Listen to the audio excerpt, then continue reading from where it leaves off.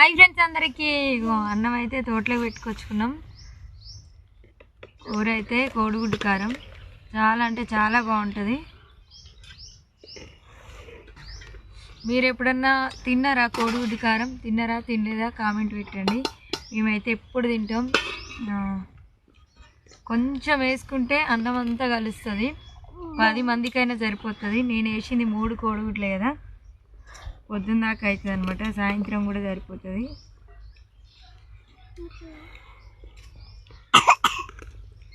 వారం రోజులైనా నిల్వ ఉంటుంది.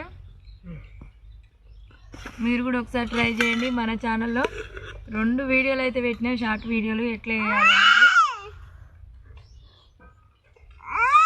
తిను తిను ఇవ్వాలి నాకు ఇవ్వండి. నువ్వు దబాబా అన్నం తినైతే మందు కొట్టపోవాలి మేము.